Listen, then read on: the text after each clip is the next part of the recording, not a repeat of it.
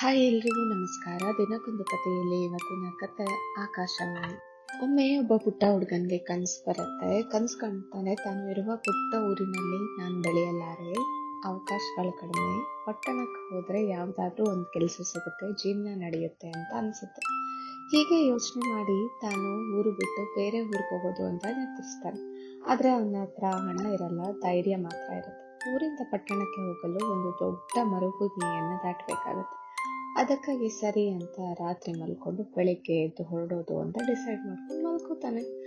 ಬೆಳಗ್ಗೆ ಎದ್ದೇಳ್ತಾನೆ, ಹೊರಡಲು ಸಿದ್ಧಲಾಗ್ತಾನೆ. ಬೆಳಗ್ಗೆ ತಂಪಾದ ಗಾಳಿ, ಸ್ವಲ್ಪ ಬೇಗ ಬೇರೆ ಎದ್ದಿರೋದ್ರಿಂದ ದಾರಿ ಸಾಗುತ್ತೆ. ಹುಡುಗನಿಗೆ ಶಕ್ತಿ ಖುಷಿ ಎರಡೂ ಇರುತ್ತೆ. ಶುರು ಮಾಡ್ತಾನೆ. ಸ್ವಲ್ಪ ದೂರ ಹೋದ್ಮೇಲೆ ಒಂದು ಆಕಾಶವಾಣಿ ಕೇಳುತ್ತೆ. ಮುಂದೆ ದಾರಿ ಸ್ವಲ್ಪ ಕಷ್ಟ ಇದೆ, ಕೆಳಗಿರುವ ಕಲ್ಲುಗಳನ್ನು ತೆಗೆದುಕೊಂಡು ಜೇಬಿನಲ್ಲಿ ಹಾಕೋ, ಪ್ರಯೋಜನ ಆಗತ್ತೆ ನಿನಗೆ ಅಂತ ಹೇಳುತ್ತೆ. ಹುಡುಗ ಆಕಾಶವಾಣಿಯನ್ನು ಕೇಳಿಸ್ಕೊಳ್ದೆ ಸುಮ್ಮನೆ ಮುಂದಕ್ಕೆ ಸಾಕ್ತಾನೆ. ಮಧ್ಯಾಹ್ನ ಆಗ್ತಾ ಬರುತ್ತೆ. ಉರಿ ಬಿಸಿಲು, ನಿಶಕ್ತಿ ಆಗತ್ತೆ, ನಡೆಯೋದಕ್ಕೂ ಕೂಡ ಆಗೋದಿಲ್ಲ. ಆಗ್ಲೂ ಒಂದು ಆಕಾಶವಾಣಿ ಬರುತ್ತೆ. ಇನ್ನು ಮುಂದೆ ದಾರಿ ಕಠಿಣವಾಗಿದೆ, ಸ್ವಲ್ಪ ಕಲ್ಲುಗಳನ್ನು ತೆಗೆದುಕೊಂಡು ಜೇಬಿನಲ್ಲಿ ಹಾಕೋ, ಪ್ರಯೋಜನ ಆಗತ್ತೆ ಅಂತ ಹೇಳುತ್ತೆ. ಹುಡುಗನಿಗೆ ಕೋಪ ಬರುತ್ತೆ. ನಡೆಯೋದಕ್ಕೆ ಆಗ್ತಾ ಇಲ್ಲ, ಇಲ್ಲಿ ಇನ್ನು ಕಲ್ಲನ್ನು ಬೇರೆ ಭಾರ ಹೊತ್ಕೊಂಡು ಹೋಗ್ಬೇಕಾ ಅಂತ ಹೇಳ್ತಾರೆ. ಸ್ವಲ್ಪ ಸಮಯದ ಮೇಲೆ ಸಂಜೆ ಆಗುತ್ತೆ, ಕತ್ತಲಾಗುತ್ತೆ, ಕಾಲಲ್ಲಿ ಕೊಬ್ಬೆ ಬಂದಿರುತ್ತೆ, ಹೊಟ್ಟೆ ತುಂಬಾ ಹಶ್ವಾಗಿರುತ್ತೆ.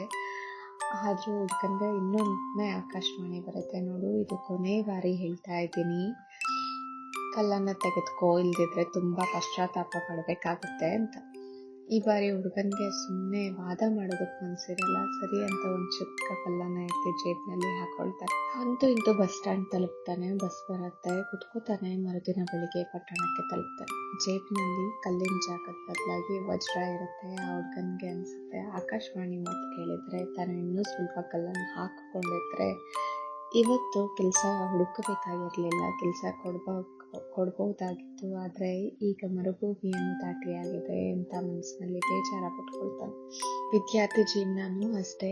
ಕೆಲವೊಮ್ಮೆ ಎಷ್ಟೋ ಸಲ ಹೇಳ್ತಾರೆ, ಟೈಮ್ ವೇಸ್ಟ್ ಮಾಡಬೇಡಿ ಅಂತ. ಅದು ಯಾರು ಹೇಳಿದ್ರು ಕೇಳೋದೇ ಇಲ್ಲ. ಏನೋ ಒಂದು ಟೈಮ್ ವೇಸ್ಟ್ ಆಗೇ ಹೋಗಿರುತ್ತೆ.